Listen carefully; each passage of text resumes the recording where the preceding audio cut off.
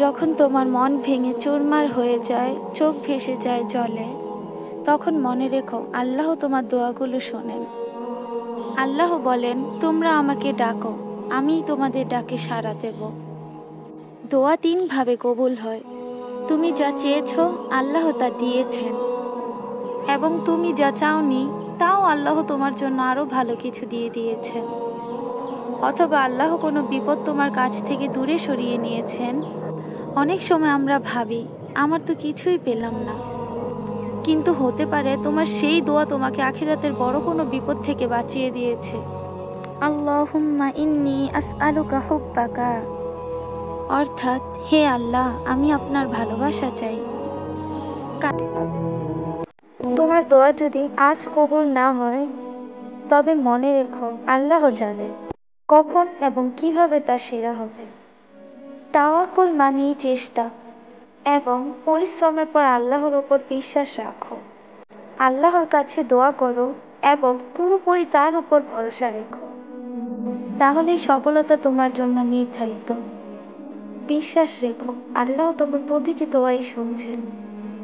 তোমার জন্য সেরা সময়ে তিনি উত্তর দেবে। সবাই চলে গেলেও আল্লাহ তোমাকে ছেড়ে কখনোই চলে যাবে না।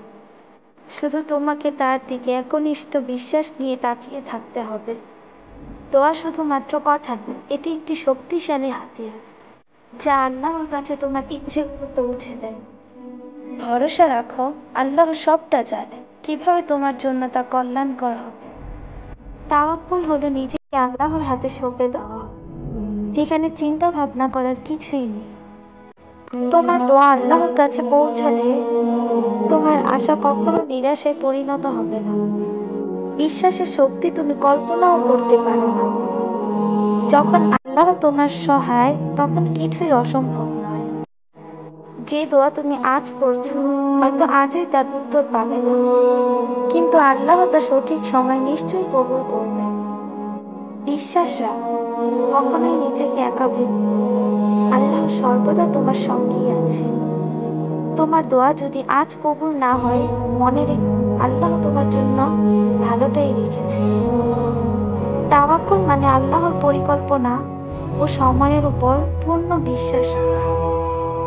তুমি যতই চেষ্টা করো না কেন, সবকিছু তার উপর নির্ভরশীল। অতএব তোমরা আল্লাহর কাছে বেশি বেশি দোয়া করো। আল্লাহ একদিন সবকিছুই তোমাকে দেবে, ইনশাআল্লাহ। আল্লাহ আমাদের সকলের দোয়া কবুল